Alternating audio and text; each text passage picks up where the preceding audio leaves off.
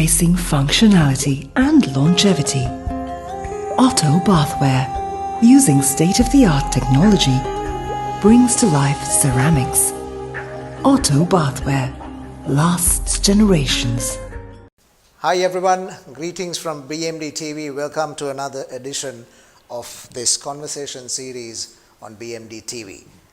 We know that everyone is facing a tough situation, toughest times in the history of Sri Lanka. And businesses are facing the same situation. And resilience is the most important factor for any business leader. So today, in this episode or in this edition, we have one of the prominent business leaders in Sri Lanka. He's a well-known figure.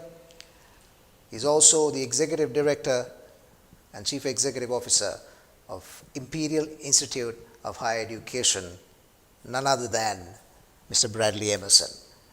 Mr. Emerson, thank you very much for being here. It's a pleasure to have you. Thanks for having me. Let's begin the conversation in this fashion. As we said earlier, it's one of the toughest times in the history of Sri Lanka, and business leaders are facing hardships one after the other. In your experience, it's not about only survival, it's about progressing and thriving in this tough situation. How can a business leader do it? So to begin with, Mr. Emerson, I would like to ask you, businesses are facing the toughest time in the history of Sri Lanka, and they are facing hardships one after the other. As a business leader, it's not only about survival, it's about progressing or thriving in this crisis situation. How can a business leader do that? Very interesting, Sashanga. I think a lot of the CEOs must be losing sleep these days. A lot of board members, big or small, wondering what hit us. So if I simplify the whole equation, strategy, another word for strategy is anticipation. So when things were happening post-COVID, we did not anticipate the impact. If I break it down, for 2 years, production slowed down. Agriculture, industrial production slowed down. What's the impact of that? We didn't realize that. We didn't anticipate the impact of that. And we continued to live on debt, not knowing how we are going to pay as a country. Sri Lanka is not the only country which is struggling to pay debts. As per the managing director of IMF, 60% of the countries are struggling to pay debt. But she said something very important that our people need to understand. They said they have good reasons to default. So then, are we not having good reasons to default is the issue. So you cannot talk in isolation about businesses, not focusing on the external factors locally and globally. So if you don't understand what's happening, because we are an import economy, if you don't understand what's happening in the world, the entire world is going into recession. Entire world is going into cost of living. Entire world is going into increase in food prices. So then how do we come out of this?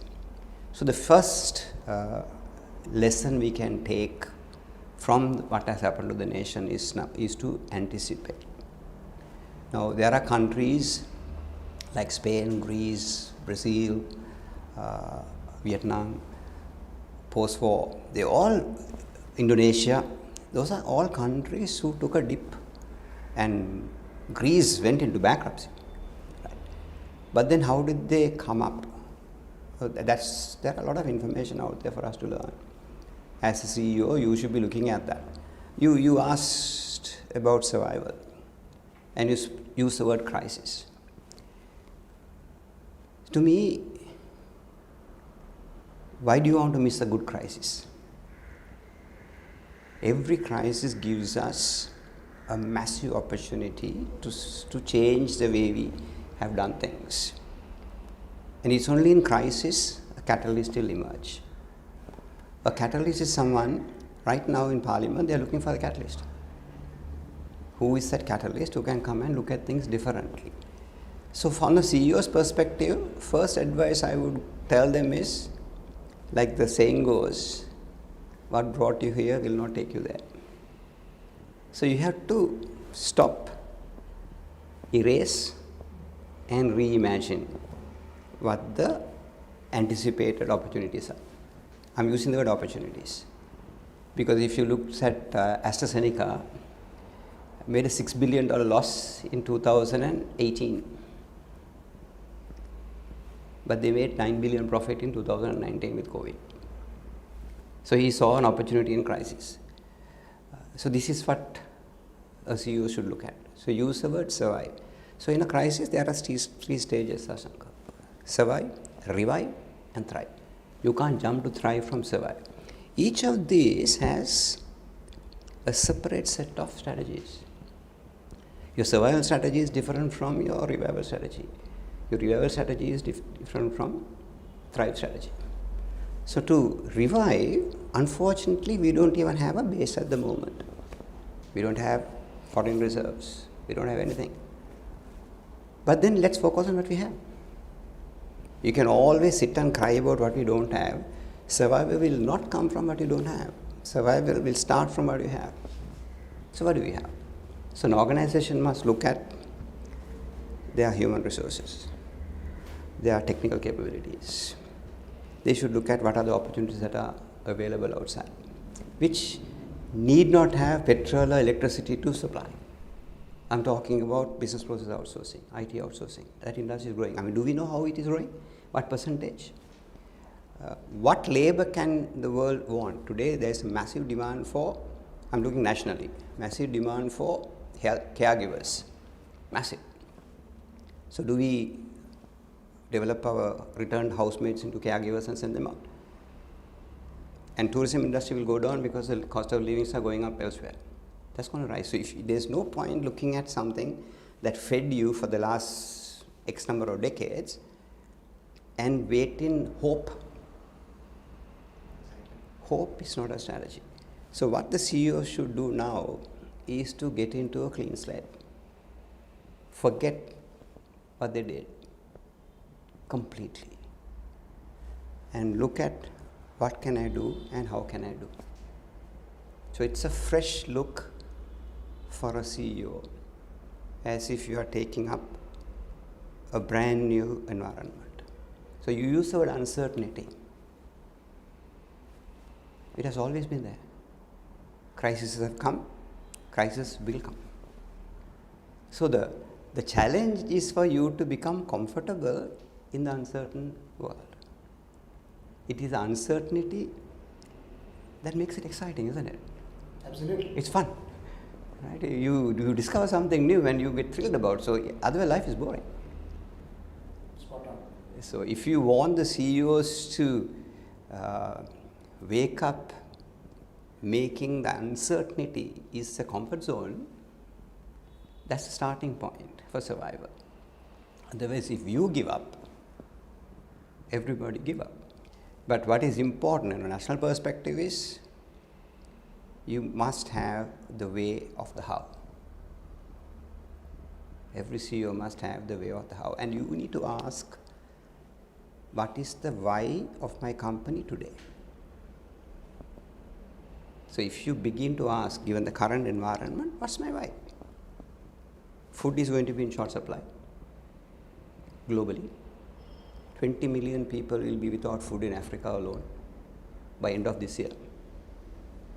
Can't Sri Lanka grow food? 1/3 of the land is arable land, which you can grow food. That's why. So approach to answer, what should the CEO do? First, you must have a strategy to survive and be comfortable in the uncertain world. That's the reality. And it has been always there. We go to sleep. How certain are you that you will wake up tomorrow morning? So uncertainty has always been there. So don't have to make a big fuss about it. How do I ride? Two things you can do. If the wave is high, you can go home and sleep or bring your surfboard. Calm seas don't make good sailors, Sasanka. So this type of things is good for the CEOs to go and check your mettle. And forget the policymakers. See what you can do. So since you talked about getting into entrepreneurship, the next question is about, we have entrepreneurs in Sri Lanka, and sometimes I feel that we lack entrepreneurs. Do we have sufficient support for the upcoming entrepreneurs? Are they being guided properly? Do you think the support is sufficient? It's a yes and no answer for you. First, you said we lack entrepreneurs. I don't think that is right. There are a lot of people who are entrepreneurs. I mean, when I was in CIMA, I remember a parent walked up to me and said, you know, my children who have finished CIMA and they don't want to work for anybody. I said, lovely. Why don't you get them to do something new?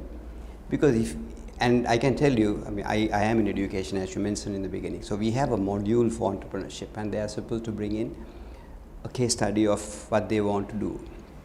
And some of the products that they brought, some of the ideas that they brought up, they got investment, as much as 20 million. So there is a person who just had an idea of exporting tamarind candy, and she has started that. So there is enough entrepreneurship. And the second part is what you said. Do we recognize? Do we encourage? Do we support? Yes. We don't. We don't. Because see, no economy in the world can give jobs to people who are passing out. No economy in the world can admit everybody who is eligible to go to university. No economy in the world. So what do you do with the rest?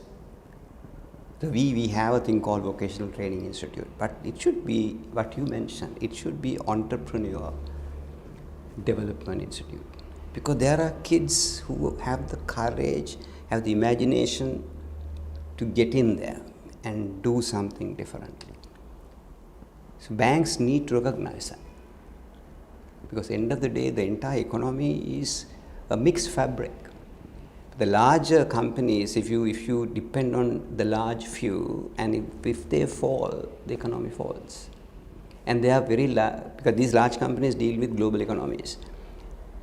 Entrepreneurs deal with local economy. So who will sustain the economy? It's a common sense question. Banks, policymakers don't see that. They support companies that are reliant on foreign economies, but not the ones who depend and support the local economy.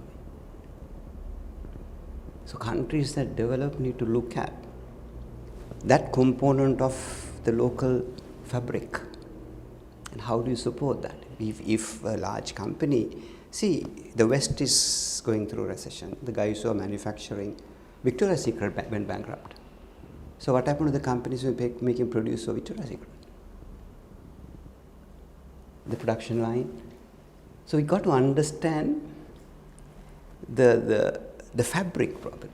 We only look at things on the surface, and you look at things on the surface, you begin to treat the symptom and not the disease. That's what we have been doing. And that's why disease is still not cured. So, interesting question. Entrepreneurship is part of our module in our MBA, and I think there are loads of people who don't get the support, the encouragement, and channels like yours. I think you need to reach out to help them, bring them to your conversation, have a forum for entrepreneurs, encourage people that this is what you should do, because no economy can provide university education for their youth population. And no economy can provide employment to people who are passing out from universities. I mean, let's say we take 30,000 people passing out every year. Do you think the government can create 30,000 jobs? So then what? So this is where policy has to come in. Entrepreneurship is the driver of economy. So if you don't encourage that, that's why we are where we are. If we had entrepreneurs lined up, if you were not dependent on imported items, you won't be this sick. So it's a good reset. It's an F5. So reset the button and start afresh. So now, Mr. Emerson, you talked about the opportunity. We have to always see the opportunity in the crisis. And the gig economy is huge. And most of the youth in Sri Lanka doesn't know about the gig economy. With their skills and potential they have a gold mine of opportunity in the gig economy. What are your views on the gig economy, and what type of opportunity do our youth have in the gig economy? Last question. Interesting question. This is what I said. Your ability to anticipate, your ability to go to the future and look back makes you a leader. Your question is about exactly that. So do we know what the size of the gig economy? In 5 years, not now. In 5 years.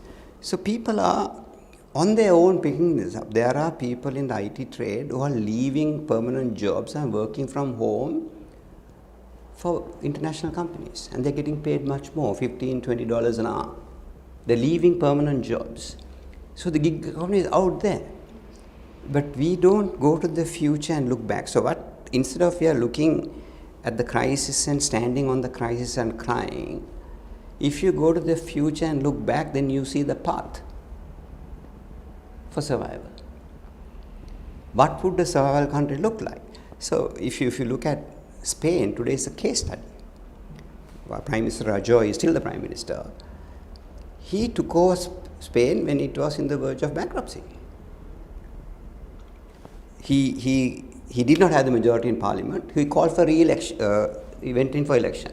Second time he didn't have enough. He went in for election again. And when he had the majority, he came up with the policies. So he came up by tightening their own national expenditure. You take company, if you want to survive, what are companies doing now? They're looking at their revenue model, they're looking at the expenditure, they're looking at a smart way of doing things. That is how private sector survives. Now I remember Prime Minister saying he needs to increase the cost of petroleum. So my question to him is, before increasing the cost, why don't you look at the expenditure within the petroleum corporation, see whether you can reduce the expenditure so that you keep the price right. So it has a rippling effect. So to tell you that yes, the gig economy is out there, there is a huge opportunity within the companies in the country. Most of the private sector is looking at how do I reduce my expenditure because my revenue is limited. So if you want to survive, you need to make sure you have enough air to breathe.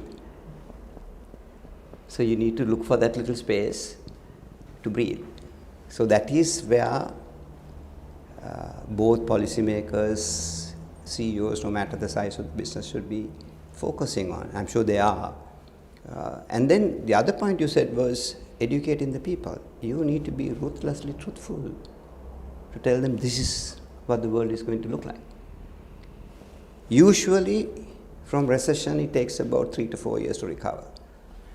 Where Sri Lanka is without no base, I'm looking at 10 years. But are we ready to hang on for 10 years? That difficult conversations need to be had with the people and be honest and truthful about the situation. And if you don't know the how, then you can't go to the people. You should be able to go and say, guys, it's going to take 10 years, but here's how we are going to go through this. Then they will work with you. If you go up there, well, I don't know what to do, then you have a problem. That's not leadership. So my final question is about IIHE. You're the executive director and CEO. Education has been transformed in a big way. And curriculum or students, school students, do we have a set of students who are ready for the future? Or in another way, I would like to ask, would they have anything to learn by going to school when education is technologically advanced and it's freely available? Looking at the job market and selecting your curriculum, that's the way forward for any student. So, since we talked about entrepreneurship and we want youth to get into entrepreneurship, what is the first step for a student aspiring to get into entrepreneurship? What is your advice? Very complex question, but I can simplify, break the answers. Now, first you said education has transformed. It has, but not in Sri Lanka. You said the delivery has transformed or changed. We were compelled to change, not that we were ready to do that. Right. Education has transformed in countries like Germany, Finland, Singapore. They don't have exams up to grade 10. They don't teach curriculums like we are taught. They have gone into experiential learning. They are connecting them to the environment. They go and experience environment and learn. So the learning must be relevant to the environment. So it has transformed in those countries. Yes. We are still, what you studied, the radiant way, what your mother studied, probably your children are studying. Same with my children. What my mother studied, sing, mother can sing, the same thing, they are still singing the same song. So it won't work. Today when information, knowledge is available on your phone, what do you teach? That's what you ask me. What do you teach? We need to teach them skills, how to filter the overdose of knowledge that is available out there and make it relevant to a situation, which is called cognitive skills. So in our MBA, we give a lot of weightage for cognitive skills. So you ask, education is very important. What is education? What's the purpose of education? At one point of time in the past, decades ago, it was about increasing literacy. What is it today? When we are already 95% literate. Today the education must change your thinking. It must give you wisdom. It must give you intellect. Not knowledge, because knowledge is there. My son will come and ask me something, and if I don't know the answer, he will ask Siri. So why do you want to ask people who built Mahavaiva or something? You can ask Siri. What you should ask children is, what will you do to sustain Mahavaiva? What can you do to increase the benefit of Mahavaiva? That's education. That is the future of it. And you also ask, what sort of job markets? Sasang, I wouldn't know, you wouldn't know. The jobs that were there 10 years ago are not there. So I used to get this question when I was in CIMA. Parents will come and ask, so what kind of jobs can our children get? So my answer to them then and my answer to you now is the same. Education will not prepare a future for your child. It will prepare your child for the future. So when I say that, I am saying you got to be agile. You should be able to maneuver and see an opportunity and strike. So you can't say, this is what I want to do, this is what I can do, so give me a job. Sorry son, that's not going to work. You need to be able to be agile and find an opportunity, immense opportunity out there to convert your skill into money. And that's the entrepreneurship we're talking about. So this country needs to focus on education in that context, not about filling, but shaping the mind. That's the role of education going forward. Fantastic. So I think what you mentioned is like gold to the audience, Mr. Emerson, and we need to take action. We need to change our mindset. We need to start now, right now. It's now or never. So with that, we say thank you very much to Mr. Bradley Emerson for joining in the conversation. And as he said, these tips or the advice that he has given you will be beneficial for you to thrive in this tough situation. Your resilience is important, as well as keeping your mindset and train your mind to stay calm in every situation. Thank you very much for joining us. We will see you once again with another edition on BMD TV.